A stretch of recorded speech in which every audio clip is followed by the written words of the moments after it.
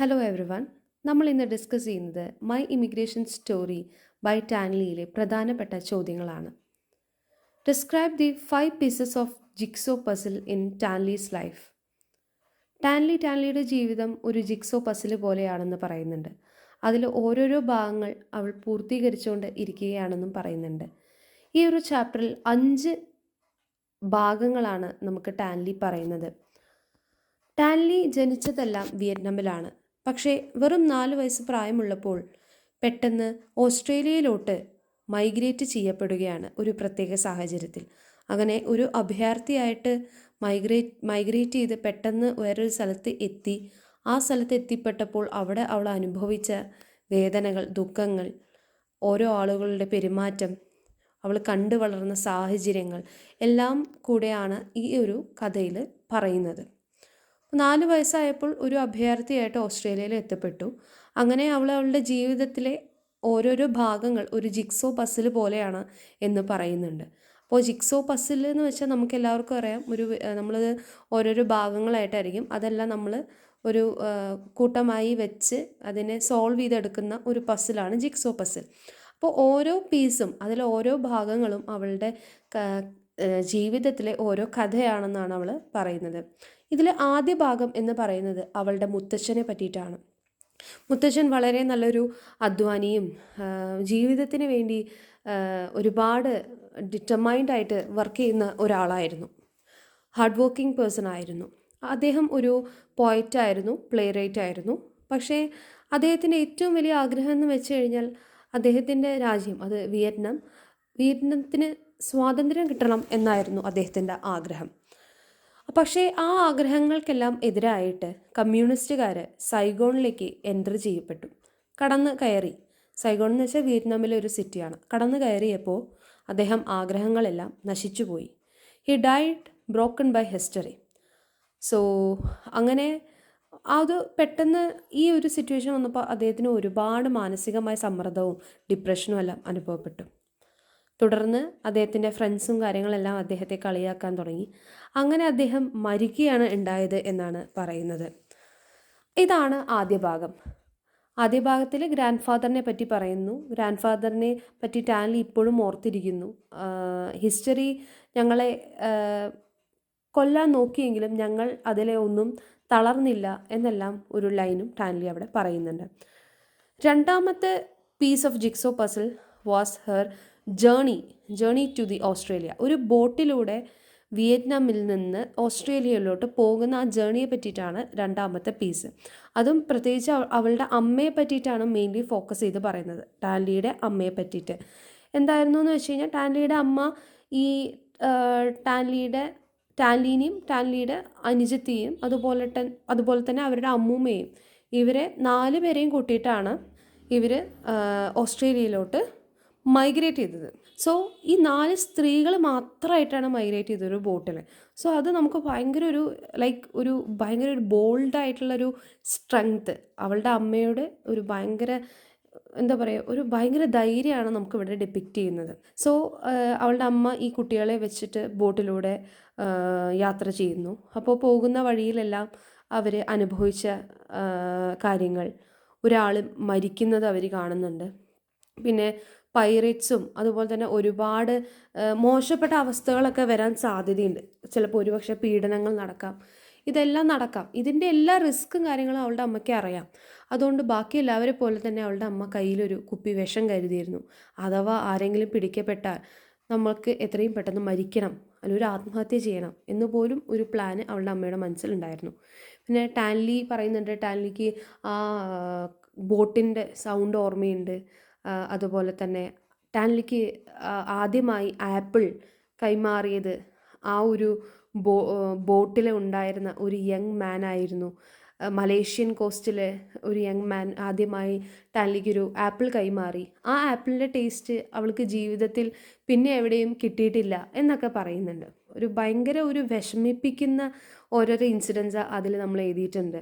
ഒരാൾ മരിക്കുന്നു, മരണത്തിനിടയായത് എന്തൊക്കെയാണ് എന്നൊക്കെ പറയുന്നത് വളരെ മനോഹരമായിട്ട് ടാൻലി അവിടെ അതിനെ വർണ്ണിച്ചിട്ടുണ്ട്.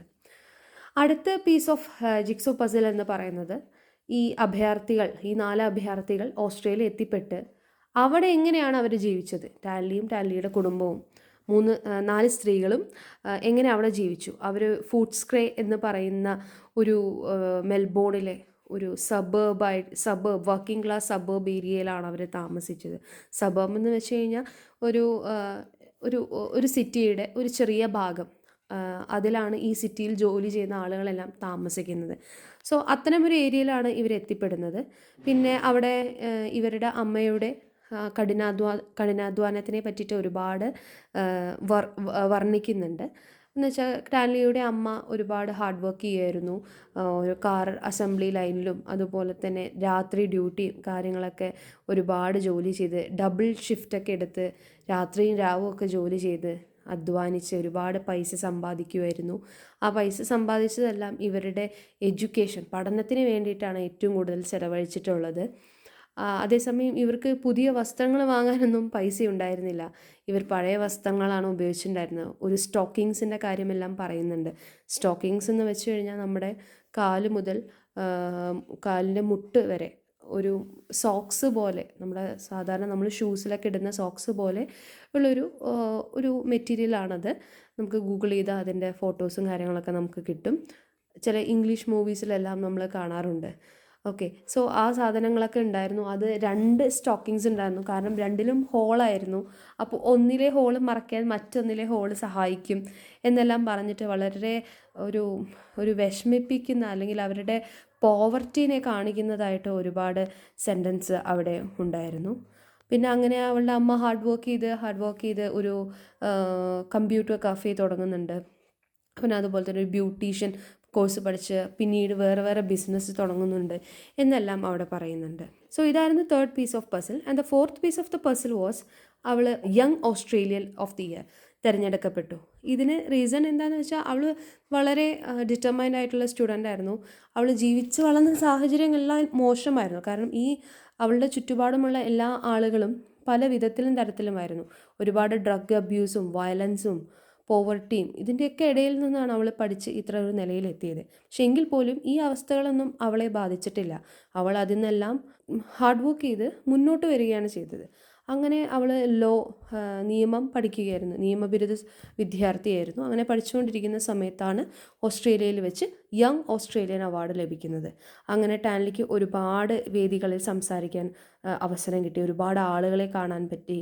അങ്ങനെ പല ഒരു ബുദ്ധിമുട്ടുകൾ പിന്നെയും അനുഭവിച്ചെങ്കിലും ടാൻലി തൻ്റെ ജീവിതത്തിൻ്റെ ഡെസ്റ്റിനി എന്ന് പറയുന്നത് അവളുടെ കരിയർ ഒരു നിയമബിരുദ വിദ്യാർത്ഥിയായി അവളുടെ കരിയറെ അവസാനിപ്പിക്കുകയല്ല എന്ന് അവൾക്ക് മനസ്സിലായി. അതേസമയം അവൾക്ക് വേറൊരു ലോകം എക്സ്പ്ലോർ ചെയ്യണം എന്ന് ഉള്ളൊരാഗ്രഹം അവൾക്ക് വരികയുണ്ടായി. അങ്ങനെ അവൾ വേറെ ഒരു പുതിയ ലോകത്തിലോട്ട് മാറ്റി സ്ഥാപിക്കപ്പെടുകയാണ് ചെയ്യുന്നത്. അങ്ങനെ അവൾ യുണൈറ്റഡ് സ്റ്റേറ്റ്സിലോട്ട് മാറിയതിനു ശേഷം അവിടെ ഒരു കൂട്ടം ആളുകളുടെ കൂടെ ജോലി ചെയ്ത് അവരിൽ നിന്നും പല ബ്രില്യൻ്റ് ഐഡിയാസും കാര്യങ്ങളെല്ലാം ലഭിച്ച് ഒരു പുതിയ ഫ്രഷ് ലൈഫ് സ്റ്റാർട്ട് ചെയ്യുന്നു. ഇനി final piece of the jigsaw puzzle എന്ന് പറയുന്നത്, 5ാമത്തെ പീസ് എന്ന് പറയുന്നത് ടാൻലിയുടെ ഗ്രാൻഡ് മദറിനെ പറ്റിയിട്ടാണ്. ടാൻലിയുടെ ഗ്രാൻഡ് മദർ വളരെ പണ്ട് തന്നെ ഈ എല്ലാ സ്ത്രീകളുടെയും ധൈര്യം എടുത്ത് കാണിക്കുന്ന തരത്തിൽ ഒരു പെർഫെക്റ്റ് എക്സാമ്പിൾ എന്ന് നമുക്ക് വേണമെങ്കിൽ പറയാം. ടാൻലിയുടെ ഗ്രാൻഡ് മദർ 17 വയസ്സാവുമ്പോഴേക്കും ഒരു കല്യാണം കഴിക്കുകയാണ് ഉണ്ടായത്. അതും ഒരു മാൻഡ്രിൻ എന്ന് പറഞ്ഞിട്ടുള്ള ഒരു ആളുടെ സെക്കൻഡ് വൈഫ് ആവുകയാണ് ചെയ്തത്. മാൻഡ്രിൻ എന്ന് വെച്ച് കഴിഞ്ഞാൽ ഒരു കൗൺസിലർ അഥവാ പ്രീസ്റ്റ് എന്നും നമുക്ക് പറയാം. അവർ സെക്കൻഡ് വൈഫ് ആവുകയാണ് ചെയ്യുന്നത്. പക്ഷേ തുടർന്നുള്ള വിവാഹ ജീവിതത്തിൽ ടാൻലിയുടെ അമ്മൂമ്മയുടെ മദർ ഇൻ ലോ എന്ന് വെച്ചാൽ ടാൻലിയുടെ ഗ്രാൻഡ് മദറിൻ്റെ മദർ ഇൻ ലോ അവർ ഒരുപാട് ഉപദ്രവിക്കുകയും ടോർച്ചർ ചെയ്യുകയും ചെയ്യുന്ന ഒരു സാഹചര്യമൊക്കെ വരുന്നുണ്ട്. അടിക്കുന്നതും ഇപ്പോഴും നമ്മുടെ കേരളത്തിലെ സമൂഹത്തിലെല്ലാം ഒരു വീട്ടിലെ മരുമകളായി ചെല്ലുന്ന കുട്ടിക്ക് അനുഭവിക്കുന്ന ബുദ്ധിമുട്ടുകളും കാര്യങ്ങളെല്ലാം നമുക്കറിയാം. സോ ആ ഒരു സിറ്റുവേഷൻ ടാൻലിയുടെ അമ്മൂമ്മയ്ക്കും ഒരുപാട് ഉണ്ടായിട്ടുണ്ട്. പക്ഷെ ആ സമയത്ത് ആ അമ്മൂമ്മയ്ക്ക് സ്വന്തം ഭർത്താവിൻ്റെ സപ്പോർട്ട് ഉണ്ടായിട്ട് തന്നെ ഇല്ല. സോ അവർ സ്വയമേ ഒരു കോടതിയിൽ കേസ് ഫയൽ ചെയ്ത് അവർക്കെതിരെ ഇത് വാദിച്ച് ജയിക്കുകയുണ്ടായി. പണ്ട് കാലത്ത് തന്നെ അവരുടെ 17ാം വയസ്സിൽ അവർ ജയിക്കുകയുണ്ടായി. അപ്പോൾ അതിനർത്ഥം ടാൻലിയുടെ ആ അമ്മൂമ്മയുടെ അത്രയും ധൈര്യമാണ്. സോ അതൊക്കെ ഇവിടെ ഭയങ്കരമായി എക്സ്പ്ലെയിൻ ചെയ്യുന്നുണ്ട്. അവസാനമായി ടാൻലി പറയുന്നുണ്ട് ടാൻലിക്കും സ്വന്തമായി ടാൻലിയുടെ കുട്ടികൾ വേണമെന്നുണ്ട്. അപ്പോൾ ആ കുട്ടികളെ ടാൻലി എങ്ങനെ നോക്കി വളർത്തും? ഇപ്പോൾ ടാൻലി കടന്നു പോയിട്ടുള്ള ജീവിതം എന്ന് പറയുന്ന അത്യാവശ്യം ഒരു ദുഷ്കരമായ ജീവിതമായിരുന്നു. അത്തരം സാഹചര്യങ്ങളിലൂടെ ഒരു കുട്ടി കടന്നു പോയാലാണ് ആ കുട്ടിക്ക് ജീവിതത്തിന് ഒരു ഉണ്ടാവുള്ളൂ എന്ന്, ഒരു ജീവിതത്തിന് ഒരു അർത്ഥം ഉണ്ടാവുകയുള്ളൂ എന്ന് ടാൻലിക്ക് ബോധ്യമുണ്ടായിരുന്നു. പക്ഷെ ടാൻലി അതേസമയം കുട്ടികളുടെ സുരക്ഷിതയും പറ്റിയിട്ട് ഒരുപാട് ബോധേഡ് ആവുന്നുണ്ടായിരുന്നു. കാരണം ഇത്തരം സാഹചര്യങ്ങളിലൂടെ കുട്ടികൾ കടന്നു പോവുകയാണെങ്കിൽ കുട്ടികൾക്ക് എന്തെങ്കിലും ആപത്ത് പറ്റുമോ എന്നും കൂടെ ടാൻലിക്ക് ചിന്ത ഉണ്ടാവാറുണ്ട്. സോ രണ്ട് ചിന്തയും മനസ്സിൽ ഉൾക്കൊണ്ട് അവസാനം ടാൻലി കൺക്ലൂഡ് ചെയ്യുകയാണ് ഈ ഒരു സ്റ്റോറി. So thank you. ഇനി ഡൗട്ട്സ് എന്തെങ്കിലും ഉണ്ടെങ്കിൽ കമൻറ്റ് സെക്ഷനിൽ പോസ്റ്റ് ചെയ്യാം. Thank you.